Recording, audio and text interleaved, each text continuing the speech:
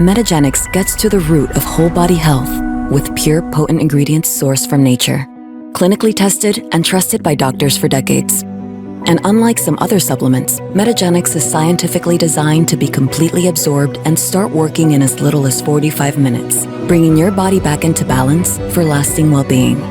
Nourish your systems, don't just manage your symptoms, and unleash your inner power to heal. Metagenics, the science that creates balance. Hello, everybody. Welcome to the Made Fit Show. So I need to start this off by saying before doing any podcast, I always do a little bit of homework on my guests and I check out their social media and I just get an idea of who I'm speaking to. I don't want to know too much because, I want to ask questions that I know you would ask if you were in my position because you want to learn more. So I don't overdo learning about my guests. But my guest today, she popped on, and number one, I giggled because if you watch the YouTube or see any of the promos, you're going to see that we look like twins today, which was awesome in the beginning. We just had a brief 10, 15-minute conversation before me pushing record, and I'm here to tell you I'm really, really excited about this interview, way more than I was. I mean, she's a phenomenal person on social media, and I knew it would be a good interview, but it's going to be great. So stick around. Let me give her a proper introduction, and then we're going to get into it. I think she's going to change your life because I just shared something personal with her, and she just gave me the greatest. And you're going to send it to me. I want you to send me your whole. It was like, I need to put on a t-shirt. So, okay. So, Tiffany Owen, she's the founder of TO Fitness, and don't laugh at me, Tiffany, but I was going to ask you what TO stood for. Now I get it. Tiffany is a passionate advocate for pre and postmenopausal women. So much more than that, but that was the kicker for me because right now, peri and menopausal women is like the hot ticket right now. Everybody's talking about it, and so of course that's what got me interested in having her on the podcast. She's helping them overcome self-sabotage and embrace a vibrant, fulfilling life. With her top-rated book, Wounded to Warrior, you have no idea, and her powerful speaking engagement, Tiffany has inspired countless women to reclaim their confidence and their strength. Her unique approach goes beyond just nutrition and exercise, where she focuses on mental resilience and holistic health, ensuring that the changes we make are lasting and transformative. Tiffany's own journey of breaking free from addiction and the victim mentality has equipped her with the tools to guide others. Join us as we explore some empowering topics and learn from Tiffany's wealth of knowledge and experience. So let's get started. Tiffany, I just got goosebumps. I did. I don't know if you guys can see. I just got goosebumps because me just starting this off, number one, thanking you for being here today. But just starting off by saying that the question that you were like, this is hard for me. Tell me a little bit about yourself. You have a very colorful past, and there's many, many angles that we can take. And I'm really, truly going to ask you to kind of just reiterate what you said to me in the beginning. I want you to just kind of give me a bullet point of what you've gone through over the last, I don't know your age, but I'm just, Lordy, Harry. I'm 43. Well, dang. Okay, it's 43 years. The highs and lows of your life so that people can get a picture of, I think it's so important when someone says that I can help guide you, I can coach you, I can be there for you, I can help you get through this, to understand that you've been through it. You have been through it. So for them to get a snapshot of your life up until this point, would you mind doing that? Okay, I will. But before I dive into that, first, I'm so grateful to be here. I believe that there are no accidents, and I just believe that everything happens for a reason, even encounters like what we're having today. My number one goal is to bring value to you and your audience, and I want to remind everyone that it's very important to give these podcasts, give Melissa's podcast a review, a 5-star review, share, like it, because that's how we can help more people. And if you don't share, like, do the reviews, and people forget that you may love this podcast, but then you forget to do that. So I want to remind you to do that first. So important, so we can help more people. Now, I was trying to delay my, where'd you start? Just kidding. I just read it. Yeah, you have to bear with me. I'm extremely passionate about my mission, which is to empower others to be radically transformed into the person they were created to be. And my pain is truly my purpose. I'm going to kind of work backwards for you. And the woman that you're looking at today is not the same woman I was a little over 2 years ago. And I get kind of emotional because I'm really, I know there's someone else out there that is where I was, probably more than just one person. So if you are that person and you're kind of at your bottom and you don't know where to start or how to get out or how to rescue yourself, the subtitle of my book is How to Participate in Your Own Rescue, which is so important. No one was going to save me. I had to dig myself out of the hole that ultimately I'd got myself into. Now, with that being said, I'd hit my final rock bottom June 9th of 2022. I tried to kill myself for the 4th time. And the first time I was 16 and I had kidney failure. And then there were some multiple times in between that moment and 2 years ago. I was a very successful entrepreneur. I had a very successful health coaching business. I was helping thousands of people. My workout was amazing. My marriage, I thought, was amazing. But I had been drinking way too much. And, I rationalized and justified, I've worked really hard. I'm the sole breadwinner of the family. I have 4 kids. I'm doing my workout. I'm showing up. I'm helping people. So I justified that it was okay for me to have a few drinks at night to wind down because I was giving. And I was like, well, if I'm doing everything, then I don't have a problem. And I had struggled with addiction in my 20s. So deep down, I knew I had a problem. Something inside of me kept telling me, you've got to stop, because it was progressively getting worse. And I would go to bed most nights of the week and pray that God would let me go to sleep and not wake up. And the reason I was so depressed in these moments was because I didn't know how to love myself. My self-worth was really low. I didn't think it was, but now looking back and reevaluating, I know it was. My trauma started probably at 6 years old. And since I wrote everything in my book, I'm not going to give the details because the details are in my book and the solution is also in my book. But PTSD, sexual abuse, physical abuse, multiple abusive marriages. I was married 4 times by the time I was 29. An abortion that I didn't want, prescription pill addiction. I found out my dad wasn't my real dad when I was 29. I was conceived by an anonymous sperm donor from a sperm bank. It was kind of like finding out you're adopted. Life just kept happening to me. And I'm sure there's a lot of people out there who are like, oh, I just can't catch a break. I just can't catch a break. Why do things always keep happening to me? Now I know why. Because that's what I was focusing on. And what we focus on grows. And even though I was a victim, I wasn't addressing my trauma. I was looking for external things to make me feel better. And I wasn't taking responsibility for my part in my trauma. And that can be controversial, so I do want to touch on that later. I was a victim. But to get my power back, I had to take responsibility. So fast forward, I have I got to go to treatment.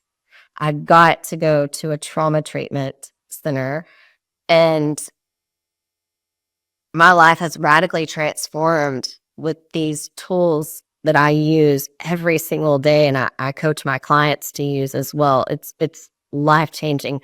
I needed to figure out how to connect my head and my heart.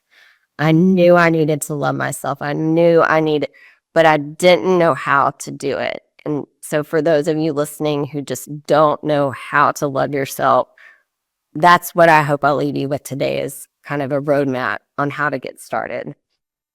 Oh, I love that. And are you able to, or can you share the facility that you went to? Yeah. So I live in Texas. I didn't get to tell you that because you said you lived in Texas. La Hacienda Treatment Center. It's in South Texas. It was amazing. I also went to On-Site in Tennessee. They have different programs called, there's a trauma centered, a living centered, and they actually have facilities in California, Colorado, and Tennessee. And it was an intensive program that was about 6 days, but they also have a long term. And it's not just for addiction, it's for trauma. The endo was addiction. And then in my 20s, I went to a 90-day treatment center for prescription pill abuse called Palmetto in Louisiana. So I was very blessed to be able, and it is a miracle how I got to go. I have to share that both times I did not have insurance, and I had people that paid for me tens of thousands of dollars to go to these treatment centers. I was very blessed. And so I'll be forever grateful for those people. So I had to pay to skip forward. Bless you for thinking that way. You listening to you share all of that, that's not easy. I have a lot of friends that have, and not everybody has to share. Please understand me. But sharing is healing, and letting it go and talking about it for some people is very, very healing. And it also, like you said, your pain is your purpose. It gives you the opportunity. It gives you the opportunity to help others that have gone through it, not healing, or are in the midst of it. Where have you found the strength to share all of this? It's not easy, because I have, like I said, I have friends that still can't do it. And when I think about my past, people don't know everything about my past. I haven't shared everything. And just listening to all the things that you've gone through, I'm like, gosh, I don't, maybe if I did share more, because it was, I had birth defects on my feet, and it took me well into 40s to share that. That felt so good once I did it. I mean, so good. I wish I would have done it, 2-3 decades beforehand, but it took me a long time to find the strength just to do that. And you're pouring out, your heart and soul on all the things you've gone through. How did you find the strength? Yes, that's a great question. You kind of answered it with how you got started. I have 4 kids and an amazing husband. Thank God, he survived my trauma and the healing process, because I don't think a lot of times people think about the spouse or the partner that goes through the person that's the trauma survivor. Anyways, we're very much into personal development and motivational speaking. And we always say in our house, we run towards fear. We rip the Band-Aid off and we do it scared. So that was a tape that always played in my head. And I have 0 family. It's me and my mom. So I don't have anything, anybody that I really was worried about, oh, they're going to judge me. I didn't feel that way, but I lived my journey out loud on social media leading up to me going to treatment. I shared a lot. And because I always got such great feedback and so many messages saying, thank you for sharing, I feel the same way. Every time it got a little easier. And when I came back from treatment, my husband and I went live a few days after, and we wanted to be the narrator of our story. We didn't want people speculating. We wanted to share exactly what happened. And we've always been very open and honest. And from that moment forward, I looked at this as life or death. I'm a Christian. God didn't let me die 4 times. So I have a responsibility to share my story. You don't get to keep a gift unless you give it away. But I'm telling myself, right? So I don't get to keep what I've gotten these past 2 years if I don't give it away. And that's what gives it, because I'm nervous sharing on podcasts still. And it's more of like I care. So I get nervous. So I want to say the right thing. But every time you do it and your vulnerability could possibly save someone's life or encourage them, it gets easier and easier. So you get stronger every time you share. Powerful, very powerful. And I wholeheartedly agree. The sharing was every time I do share it and I get some sort of message back. It's usually from grandmas, believe it or not, that grandmas will come to me and tell me that they have a grandchild that is, has a birth defect, and how do they help that child with their confidence and their fear of sharing, or when they get to the age that they're in school and stuff like that. And so there's nothing more rewarding than that. The smile on your face, and I'm got a shit eating grin on my face, right? It's beyond rewarding. So if you are, you do have something that you're like, maybe if I do share it, it'll be less heavy on my heart. Just think of all the people that will, not if, that will come to you and say, hey, I needed to hear that today. Thank you. There's nothing better. There's nothing. And living a life of service is everything. And that's like the ultimate gift you can give someone, is to help them not feel alone.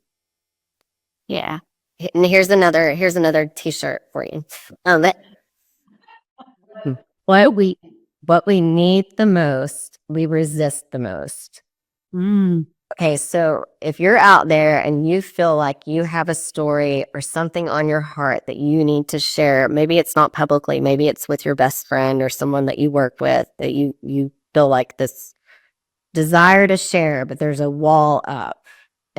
Normally that means you probably need to do it. So what we need the most, we resist the most. So when I start feeling that resistance, I know it's something that's blocking me from really growing and doing something really good. So I flip it into I don't need to protect myself. That's probably something I need to do. Yeah. Which kind of brings me to my first true question with you is, you had mentioned that you were self-sabotaging yourself many times, over the few decades of continuing with these behaviors. How do you, at this point now, and being able to overcome, how do you help other people or work them through the process of that constant self-sabotage? Us both being in the wellness space, that's kind of surface level of people that constantly self-sabotage, their diet or their exercise routine, or even their goals of, walking a little more, too much deeper self-sabotage. How can you give the audience some help in that area? Yes, that's my favorite. I listened to an episode you did with a Dr. Jade. Was it? Yeah, okay. Okay, so I loved what he said about rewiring your brain, creating a new narrative. And I heard him say that he didn't know quite how or why that happened. There were a few things that he talked about. I was like, I can help people with that. I'm going to dumb it down. Keep it simple, right? I've created this holistic approach to health and fitness. My workouts work. I've been doing this 20 years. Obviously, you guys, she's beautiful arms. I'm sitting here going, And you too. So my workout, so when I created my Tiffany Owen fitness, I went in with the motto, transform your mind and your body will follow. And that's my tagline. Transform your mind and your body will follow. I knew that I didn't want to just write workouts out for people, and you couldn't pay me enough to work in a gym again. So I wasn't going to do that. But I had all these people, what's your workout? Well, like, you have to do it if I tell you. Like most people, oh, let me give you my workout. They have no idea what they're asking for, right? So I wanted to create connection and tools to transform their mind, because if I can empower someone to learn how to love themselves, create non-negotiables, be connected in a community, have extra accountability, not just a nutrition plan, but let me help you learn how to eat healthy for life. We want to give you tools, but you have to, like, we're going to give you the keys, but you have to drive the car, right? So what I do is, and this sounds really simple, in my book, the first thing I did was to create a new narrative. So we all have the negative tapes in our head, and this is what the doctor was kind of talking about.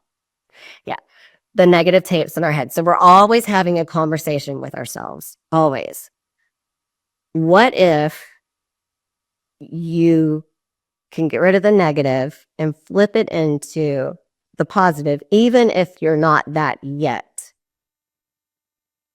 So I'm going to create a new narrative to replace those old tapes. Just like habits, you have to replace the habit with the habit. If I'm going to get rid of the negative self-talk, I have to insert something new in there. In my book, I give instructions on how to write. It's more than an affirmation paragraph. It's more of like a declaration paragraph. Like how you start with listing the negative self-talk, the negative things that you, and that's the hardest part for people. And then you're going to flip it into, what if the opposite were true? And not just adjectives describe, like mine are positive, joyful, empowered, confident, content. Mine's grown over time. But I also put mantras in there, like everything always works out for me. I'm the dominant force in my life. I pivot easily. If something happened and it messed up my routine, I would freak out. But now I pivot easily. And so I'm telling I'm a warrior. I'm limitless. This was fun. I look like a fitness model and I train like an athlete. And a little over 2 years ago, I didn't believe that. And my body wasn't there. I mean, I was abusing it with alcohol. So now I believe it. Now I do. I believe it. So kind of like manifestations too. Right. So we write this paragraph every single morning as a part of our morning routine. That's what I encourage my clients to do. And I have my journal and I write the same paragraph, because we have to memorize these new tapes. And so then when I'm in a situation that I need to pull from that, it comes up naturally because I've written it every single day. That's great.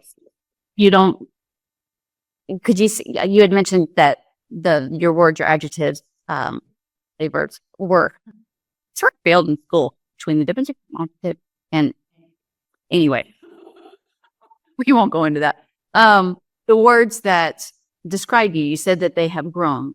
So you can't change, that declaration. If you find a new mantra, you find a new word that you're covering. Yeah. Yes, it's a living document. So it's a living document, right?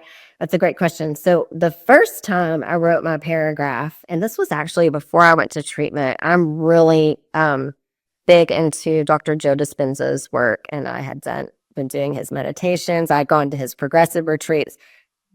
That saved me. And I was able to bounce back very quickly because I was already kind of using these tools when I got to treatment, and I continued to use them.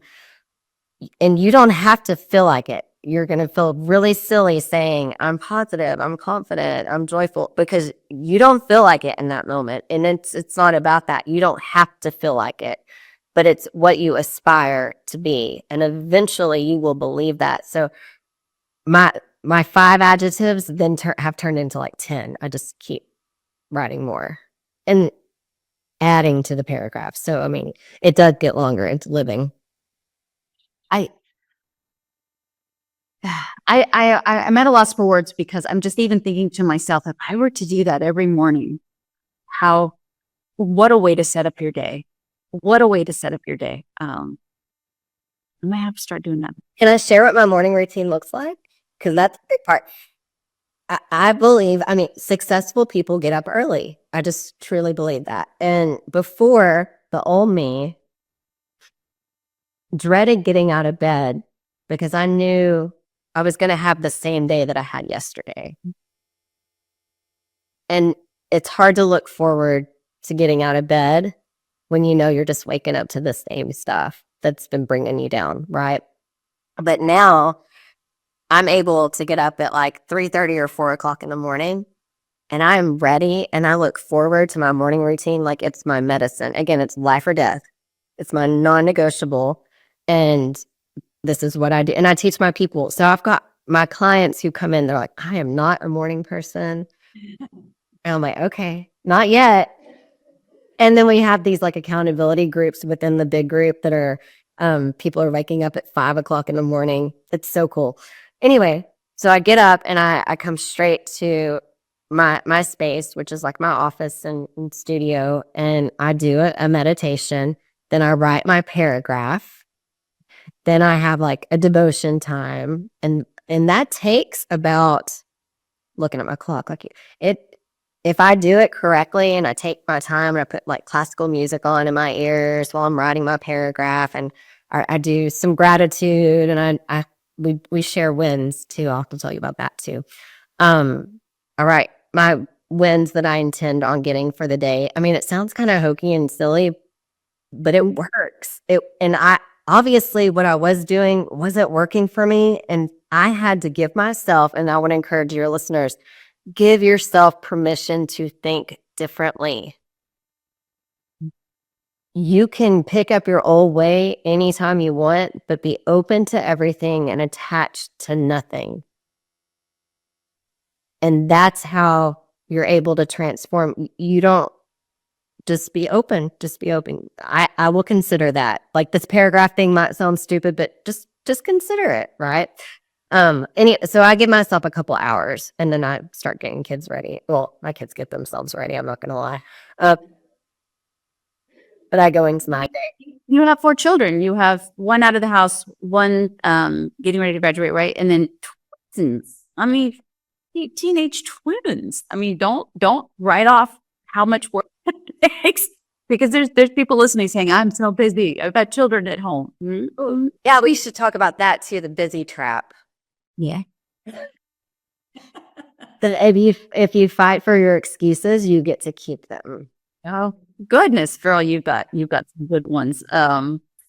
You touched on habits, and you may have said everything you wanted to say when you said in order to make new habits, you have to get rid of old habits. And I've always sung that song as well, because you can't just tell someone to start doing something. They really need to look at the habits that they're doing that will make them feel too busy, will make it seem impossible to do the new one, or are quite literally making it so they can't do the new one.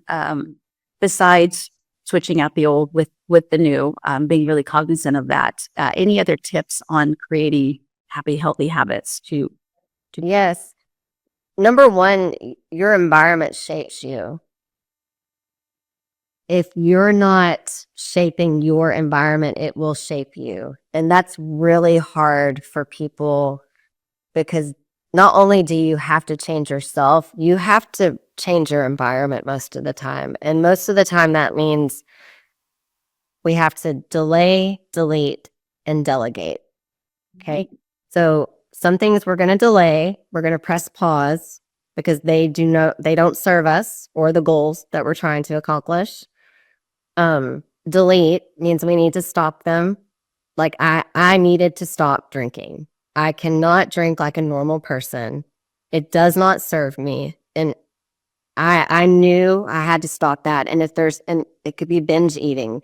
It can be watching too much TV. It can be scrolling too much. It can be pornography. It can be shopping. It can be fitness, whatever. Fill in the blank. There's probably something you need to delete, and then delegate. I have got so many moms that don't want to, maybe they don't think they need to ask for help. Huge. Yeah. And that's okay to be independent and love to serve. But when I encounter a person who doesn't want to ask for help, I put it this way. When you ask someone else for help, you're allowing them to serve you. So don't deny others the blessing of helping you. So by you letting them help you, you're helping them. It's all about how you flip it in your mind, right?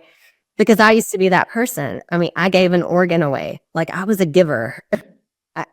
I was, and in my book, I talk about my extreme giving because it made me feel good. It made me feel good for a little bit. So we get caught up and we got to do things for our kids, our husbands. We volunteer for all the things. And a lot of times that depletes you and you can't pour from an empty cup. Outsource. Like I hired a housekeeper. I mean, have your kids do more things around the house if you can't afford a housekeeper or don't want to. You see, so delay, delete, delegate. And then you have to replace a habit with a habit. So unhealthy habit needs to be replaced with a healthy habit. And there's like a whole process for that. Like there's cue, craving, response, and reward. And so I teach and that's from Atomic Habits, James Clear, amazing. So every action that you take is a vote for the person that you want to become, but there is a process of replacing a habit with a habit. Mm-hmm. Can you think of one off the top of your head that is a good example of that?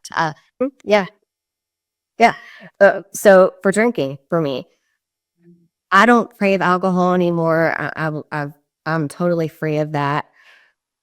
But to this day, I still at 6:30 every single day, I make a mocktail, and it's a healthy drink. It's got apple cider vinegar, it's got magnesium, and Topo Chico. Okay, I put it in a glass. I do this at 6:30 every single day, and a lot of times I don't even finish it anymore. But it's like that time of day triggers a drink in my hand, and it's something other than water. So I replaced that habit with that. So now my body craves that instead of alcohol. And it works. And I'm not going to quit things that work. So like I said, whether I drink it or want it or not, I make it to fill in that gap. I love that. And it's kind of similar to what we talked about on the podcast before, habit stacking.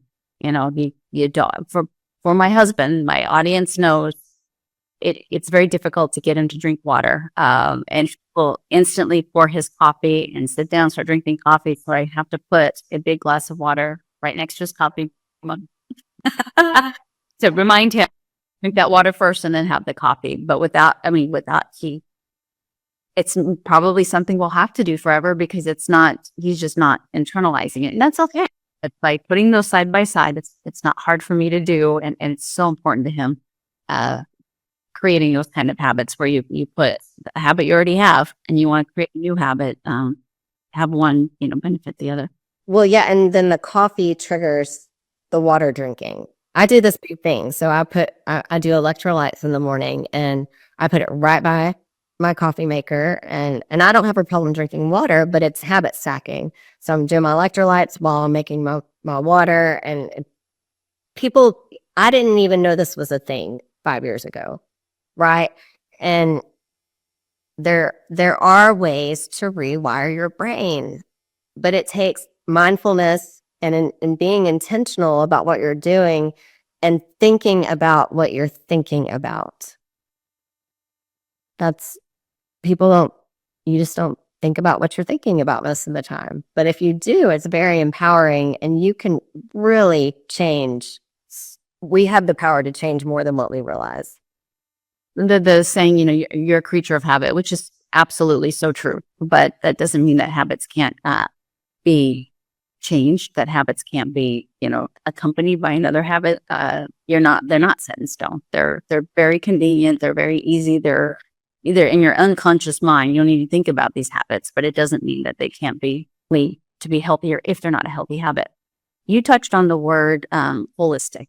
Actually, before that, you also touched on, you just threw out that you shared an organ. I think that's worth mentioning. Share a little bit about that story, because I would say, I see all the time, like bone marrow transplants, stuff like that. I'm like, would do it in a heartbeat to save somebody's life. It hasn't been asked of me yet, but share your story a little bit about the. Yeah.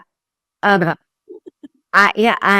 so this is what I want people to hear when they hear this story, is that even if you have gone through addiction, gone through maybe abusing your body, maybe you've been unhealthy, that you can still be used for life-saving things, because that's the miracle in this, that at this point I had done so much to my body and I was still able to donate 65% of my liver to a stranger with cancer. For me, it was God put it on my heart probably 10 years before I actually donated. I just had this feeling that I want to be a living donor. Like, it literally, like, I thought it was going to be a kidney. I was like, oh, I'm going to give a kidney away because, that's easy, right? You have two. So, I actually researched it, and this is the sad part of this, is I was looking for ways to make myself feel better about myself externally. So much so, I wanted to give an organ away to make me feel better. I wanted to give it to make someone else feel better, but ultimately the payoff was I was going to serve in a big way and it was going to make me feel good about myself. So it was put on my heart, and I got on a website called matchingdonors.org. And this is an active website. So if you do have the desire to be a living donor, they match donors with recipients. The recipient is not far enough up on the transplant list, but they're really sick. Mm. And it's federally, it's all safe and legal, and no money is exchanged. It's federally run and all that good stuff. I signed up for this website. I got lots of hits for kidney donations, and it just never happened. So fast forward 9 years, I went and checked the website just randomly. I hadn't looked at it in a long time, and I got a message from a Black man in Kentucky. And I say that because you don't hear about many white stay-at-home moms donating organs to single older Black men. And that's why I think it's so important to share that part, because we don't hear those kind of stories. And he's originally from Nigeria, and we have the same blood type. So that's where it started. And I was like, I'm your girl. I'm ready. I want to donate. And he's like, well, it's not like TB. We have to go through a big process to get this done. I was like, well, and we have to convince my husband. So my husband supported me. And at this time, my twins were like 7 or 8. So they're still pretty young. I did not have health insurance. I had to raise support to get this surgery done because he can't pay me. It was done in Chicago at Northwestern Medical. I had to make many trips over, and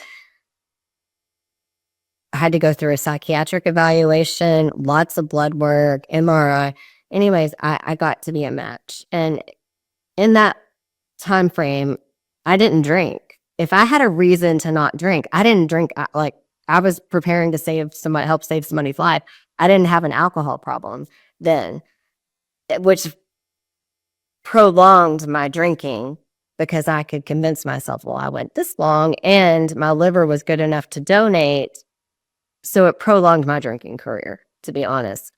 So I got to do that, and he is free from cancer. We just celebrated the 5th, maybe 5 or 6 year anniversary 2018. So 6-year anniversary in May, and he's doing great. He's in his 60s. We are in contact, and I would do it again if they would let me. Incredible. Yeah.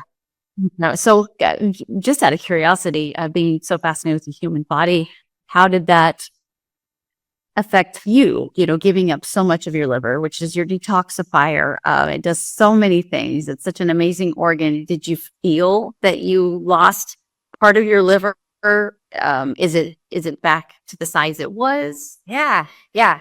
It grows back in 90 days. Wow. Yes. Yeah. Of course, you have to be careful in the meantime, but they had me up walking around Chicago. I had to stay in a hotel for a few weeks before I could fly home because I was so active and pretty healthy.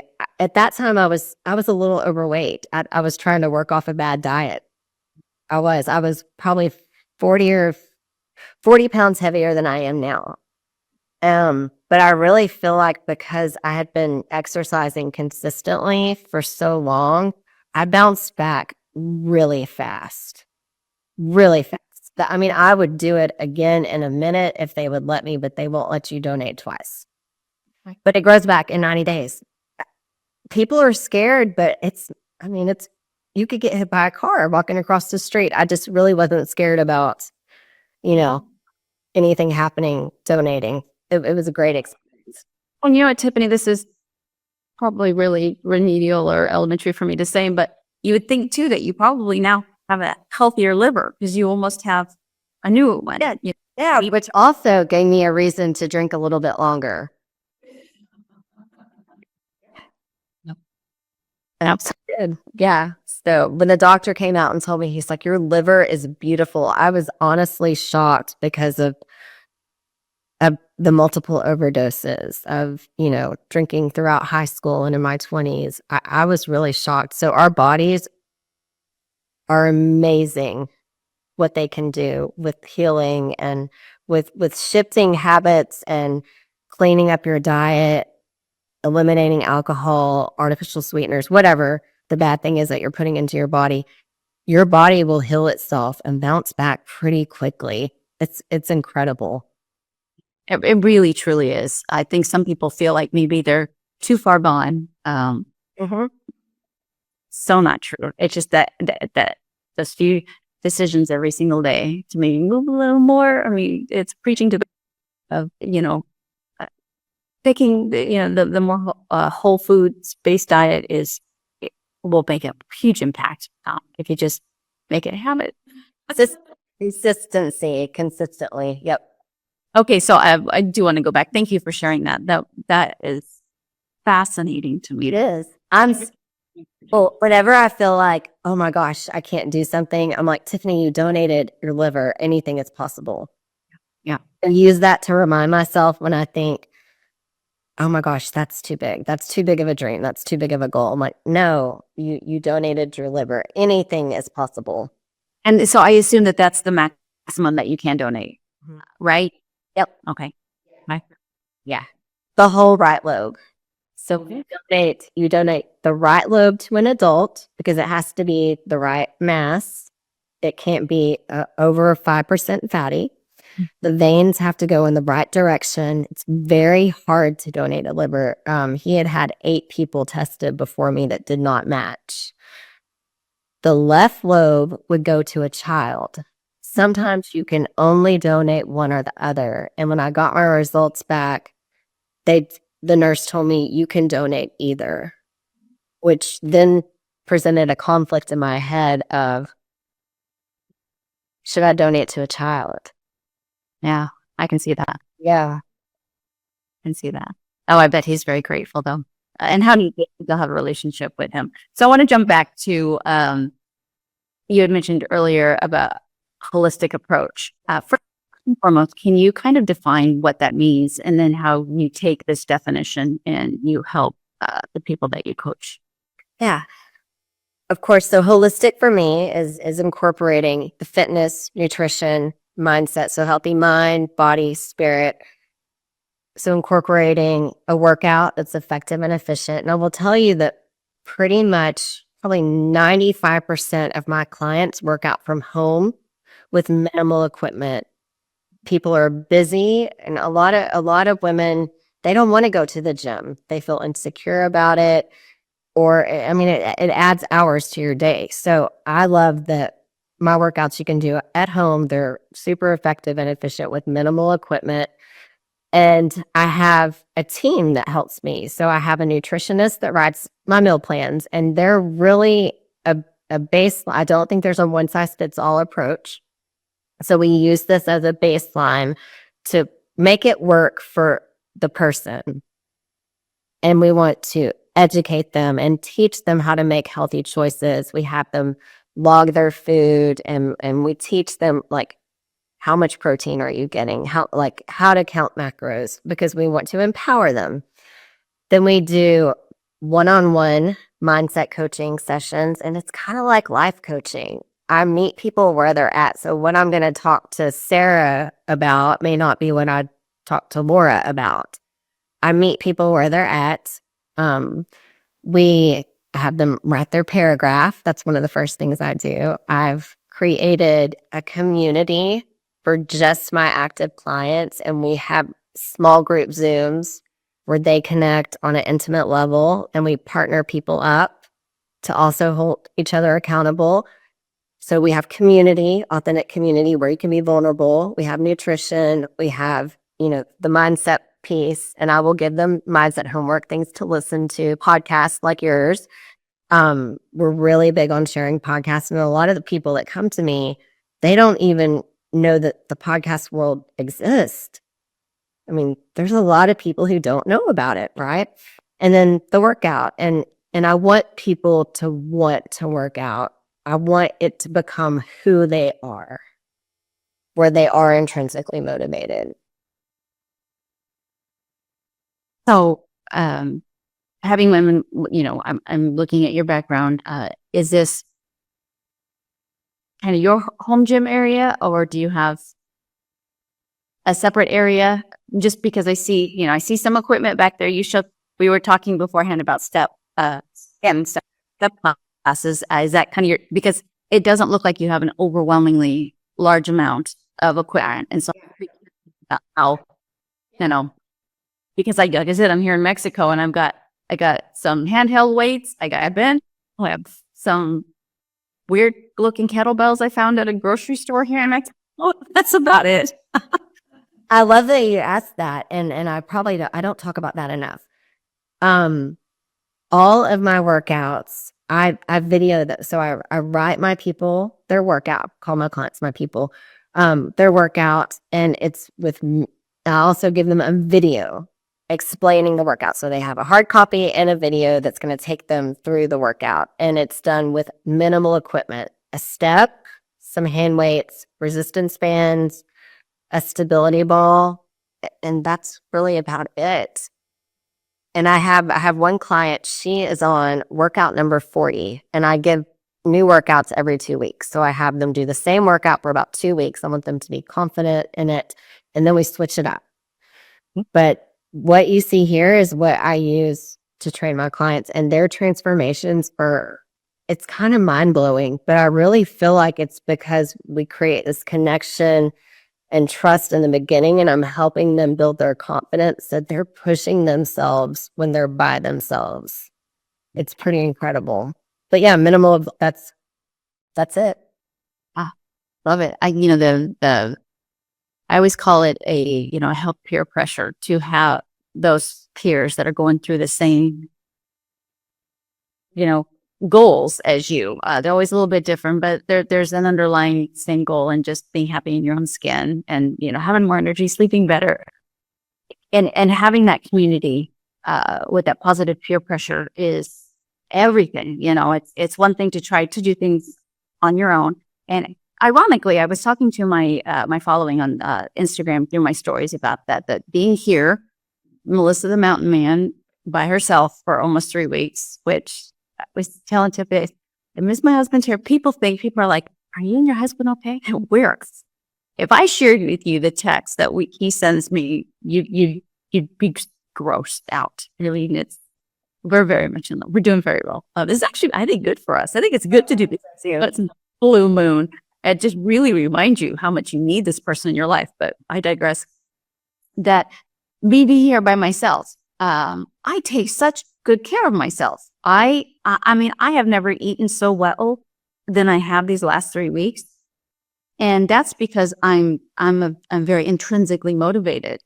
Where other people would do really well, maybe around other people because they're extrinsically motivated. And I think I do worse around other people and do better by myself. And to understand that about yourself is huge, because if you find yourself, you go on vacation, but you go on vacation with people that are, that take their, maybe the nutrition and fitness to a higher standard than you do, you're going to do a little bit better. And if you enjoy that, and these are the kind of things that you want in your life when you're trying to go on that journey. Do you agree with that? I'm more like you. And I will tell you, I resisted creating a community for a long time. I started this fitness business, this one in particular, with, doing it virtually.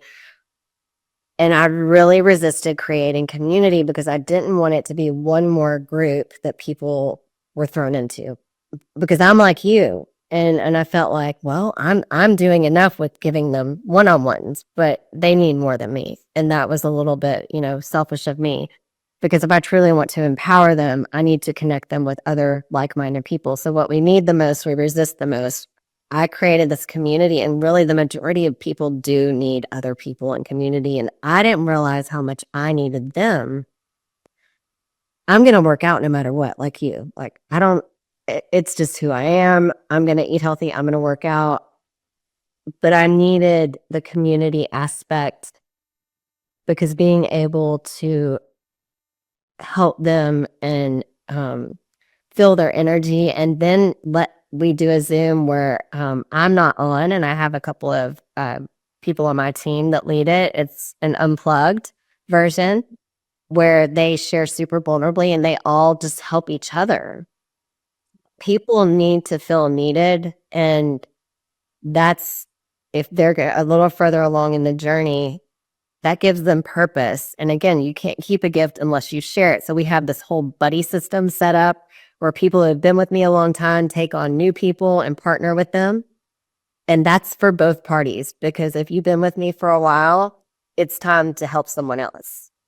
It's really cool. So I want to state that again, because this is so important. When people start to really feel good, or they look in the mirror and they like what they see, and they get the opportunity to help someone that's just a couple of steps behind them, game changer, absolute game changer to you sticking with your own journey, because you get, and that's where people like you and me come from, is, we got that little taste, and it's like, that's what gets me up at, for me, 5:30 in the morning every morning. That's what gets me up every single morning, is that feeling. And when you get a taste of it, you've got to get a taste of it. So get yourself, as hard as the beginning of your journey is, to get to that point that you are able to help someone with a mindset shift, or to help them with their diet a little bit, or to be able to push them to get that workout in, or to pick up the heavier, I don't care what it is. In my community too, I would always say, share a quote, or look up something, fascinating about the body on Google, and share it, because as soon as you get that feedback of, I needed to hear that, or that was so helpful, game's over. Same with being vulnerable. It's the same thing with being vulnerable. Yeah. So we strategically partner. Like, I have a meeting every 3 months with my team, and we strategically partner people who've been with me for like 6 months or more to brand new people. And we have them share our wins with each other. That's another tool. Can I share about that? Please. Okay, so and I like to give this book credit. This comes from the book Gap and the Gain by Benjamin Hardy and Dan Sullivan. If you have not read it or listened to it, you absolutely need to. It's life-changing. Gap and the Gain. I got this from that book, and I've been doing it by myself for a while before I put it into my coaching. But we share our wins with each other. What I find is most people that are all or nothing or perfectionists, self-proclaimed, and we rewrite that story. So if I have someone coming in saying they're all or nothing or perfectionists, we get rid of that real quick. And that goes in our paragraph, the opposite. I have a hard time celebrating the small wins. And for me, I was such an overachiever that I would accomplish something really big and I would never take a minute to celebrate it. It was always, okay, well, how do I keep it? What do I have to do next? And I'm going to have to work harder. I won the lottery. Now I have to pay taxes. That's how I looked at stuff. Like, I would not get excited about anything. Learning how to celebrate the small wins, you find what you're looking for. So what you focus on grows. What you've always find what you're looking for. If you're looking for wins throughout the day, your reticular activating system, that thing in your brain that when you buy a white car, you see all the white cars, you put that into practice. I'm looking for wins. So your RAS will start looking for wins even in crappy moments. At the end of the day, you have a partner, then we have small group partners too. And I have an app coming out too that's in beta testing that's going to be a win app. Ingredients. 3 wins that you got for the day. It could be I made my bed. It could be I got out of bed and I didn't feel like it. I got on my water in. The smaller, the better. So you go to bed with a sense of accomplishment on your mind. Underneath that, you're going to put tomorrow's wins. So 3 wins that you plan on getting tomorrow. That sets the day up for being intentional. Yes. You wake up the next morning with those wins on your mind, knowing that you're going to have to be accountable to somebody at the end of the day. You're more likely to get them. Now, I tell my people it's not a to-do list, and there's no shame if you don't get it done. You just roll it over to the next day. But what happens is when we're sharing these wins today and for tomorrow every single day, when you have a really bad day or you're in a valley, you can turn that into a win by asking yourself, what did I learn and what did this make possible? So the valleys aren't quite as bad and they don't last as long. But it's that repetition of doing it every single day. So there's some days I don't feel like doing it, but I'm more afraid to not do it because I know it's been part of what saved my life. Oh, powerful. And my last question for you, I feel like this whole amazing call has been you answering this, but just in case, maybe you can highlight again what we talked about or add to it. How do you, and I think this is a big part of your book, how do you participate in your own rescue? I think is how do you, besides, I mean, we've talked about so many things, and it's like if you just checklist of all the things that we've done, you're obviously going to rescue yourself. But is there anything that we haven't talked about, or just can, you summarize again, how do you participate in your own rescue? You're feeling like a victim right now, or the world's against you, or you just can't seem to get your together. Yeah. How do you do this? Yeah. So I touched on this earlier with taking responsibility for everything that happens in our life. And I love what Wayne Dyer says. Responsibility means to respond with ability. Respond with ability. If I can take responsibility, or when I take responsibility for everything that happened to me, that doesn't mean that the person who abused me or hurt me is off the hook. But the first step in my healing and participating in my own rescue was you can't change or heal what you don't acknowledge. So I had to acknowledge things that I had been stuffing and avoiding. And then I had to take a look. And in my book, I do a really good job of going through each story and owning my part. And this can be controversial for some people, but if you hear me, truly hear what I'm saying, you can get your power back. And I think that's where you have to start. If I can look at For instance, I was raped when I was blacked out drunk. I shouldn't have been blacked out drunk, right? That's an extreme. That's an extreme one. That was my part. So by owning my part, I get my power back. And then I can look at my abuser with compassion and through a different lens of, hurt people. And I see them a little bit different. Like, well, they probably went through a lot of stuff and they just didn't know. I don't have to be around them and I don't have to, you know, but forgiveness helps me. It's not about them, it's about me. And so I'm able to get my power back because I truly believe, and Wayne Dyer, I'm a big fan, he taught we have a part in everything in our life. We have a part. We just do, whether you like it or not, we do. And that's where I started. I went through and really had to take a look at all these things that happened to me. How can I make them happen for me? And then here we are. I wrote a whole book about it. But I think that's the first step. Then we get into the morning routine and the workout and the paragraph and the wins and the nutrition. But you really have to start there. For me, anyways, that's how I did it. All right. So can you, I told you guys when we started the podcast, I was sharing just a personal story, and I think for a lot of you guys, this quote, I don't know if it's a Tiffany original or because you have a beautiful about you with these sayings. Help me say it again, that other people's triggers are your responsibility. Responsibility. How that?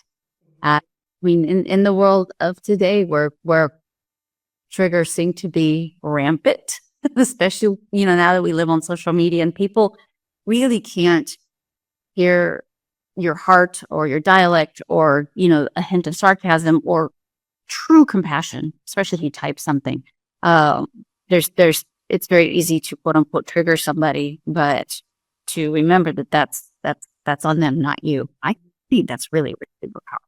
Yeah. And I preface that with when you're coming from a place of a pure heart.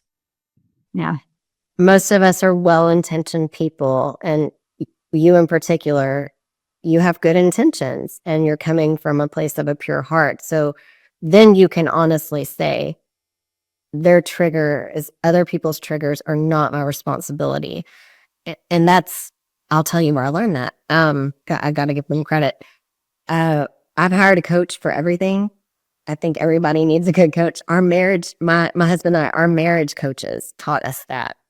Oh, okay.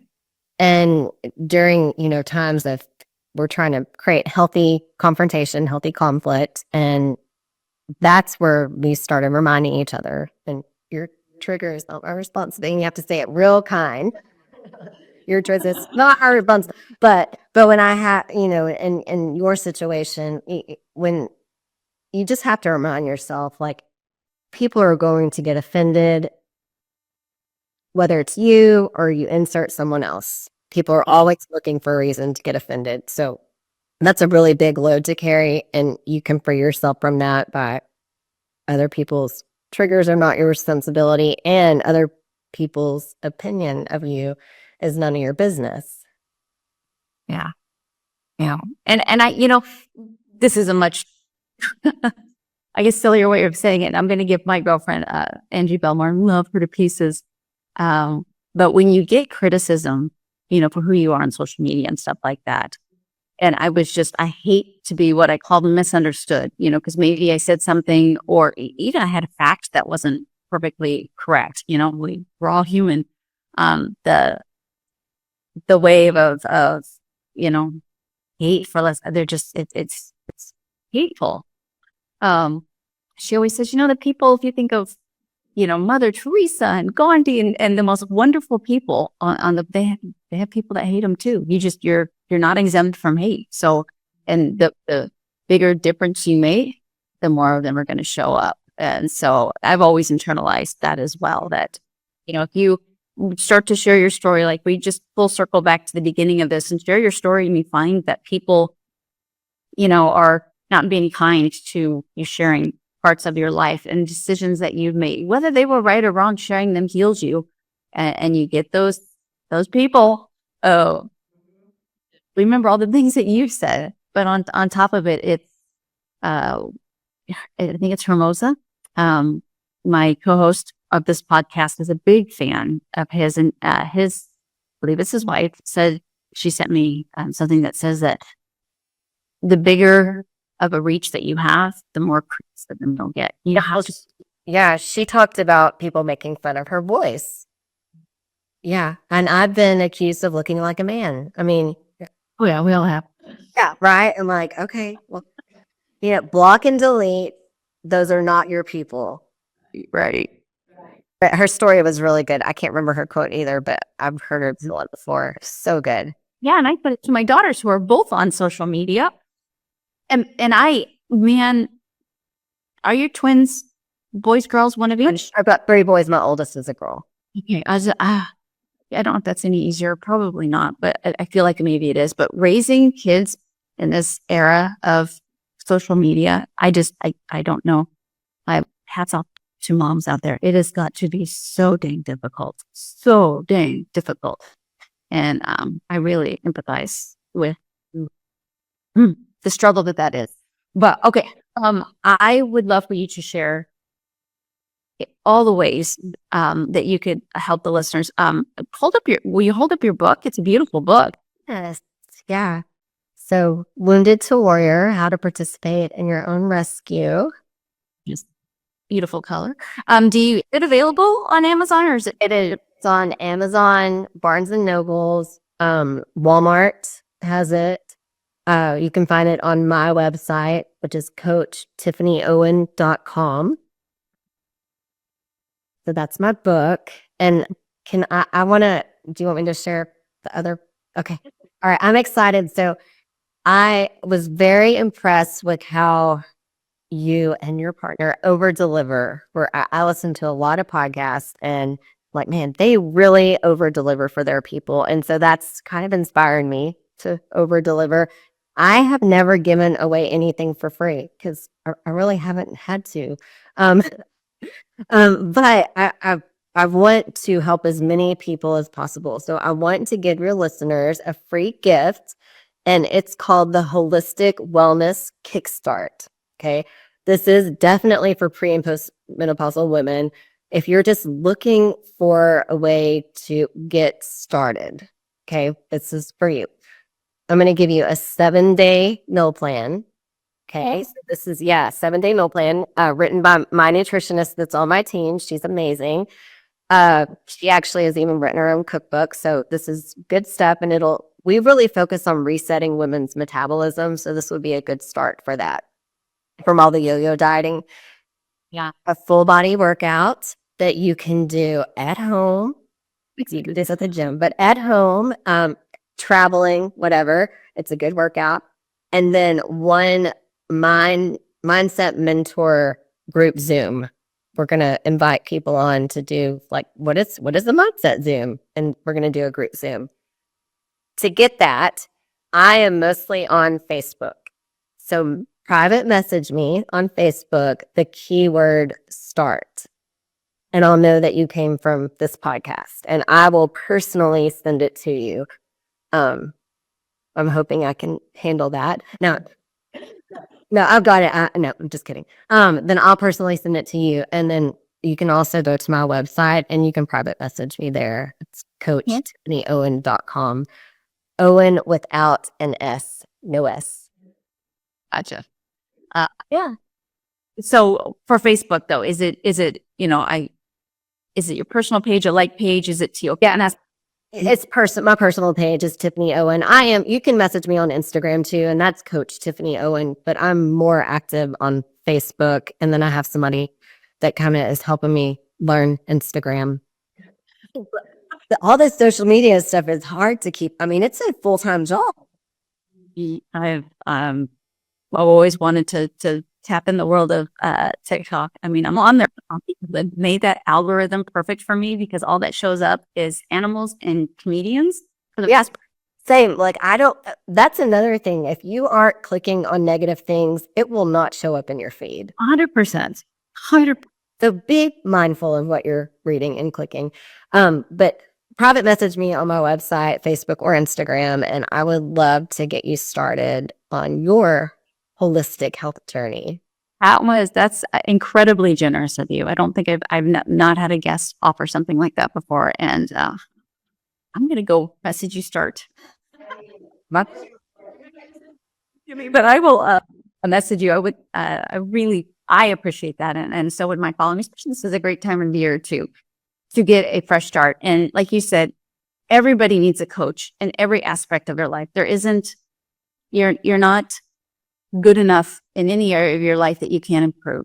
And I think, like you said, these podcasts are amazing. And the number one reason why I do them is to take these wonderful women that I know that follow me and listen to things like my podcast and my social media and connect them with other tremendous women. And Tiffany, I am so impressed with you. So impressed with you. This podcast is going on 3 years old. And you'd just think that I would be like, yeah, I've heard and seen and done it all. And it just blew me away. So thank you. I knew we had a connection when we looked alike whenever. And I got my ring on too. And I almost pulled my hair up. I'm glad I didn't. That's because I was afraid I'll be showing too much skin, but we really could have been like, yeah, it's so cool. I'm so excited. I mean, such an honor. And it's so awesome to be able to have a conversation with somebody that's like-minded. Yeah. Yeah. And I would love to continue to stay in touch. Like a lot of my, clients or not clients and guests on my podcast have, it's a one and done. But I would really like to continue. Oh yeah. No, there's no accidents. Like I believe in connection and meeting people. And yeah, I would love to visit more for sure. You guys reach out to her and keep me in the know too about how that affected you. And go look for her book. I'm genuinely going to go get it myself, and I think I might buy it for my daughters as well. Whenever I know that there's a book out there that's just a few things that you've said have been so profound, I can't imagine a whole book of all of that goodness. So, can I leave your audience with a quote? Sure, please. Since I love quotes. This is a Les Brown quote. When you stop fighting for what you want, what you don't want will take over. When you stop fighting for what you want, what you don't want will take over. And at the very beginning, I told you, because she's such a sweet soul. She knows we do kind of the same thing. She's like, "Are you okay?" Mentioning my coaching, like, absolutely. I mean, that's what a good person she is. And I told her, I'm looking, off to retire here soon. And she says, I did for a while. And then I came back to this because of what you just said, right? If you don't focus on the things that just light you on fire and fill your soul and all that stuff, then you'll go back to other things. Mm-hmm. I get very good quote. Thank you. All right. Well, you guys, as always, how I always end the podcast is I hope you wake up feeling prepared and go to bed feeling proud. Tiffany, you're the bomb.com, and I appreciate you being on the show. I appreciate you. You're welcome. Have a great day, everybody.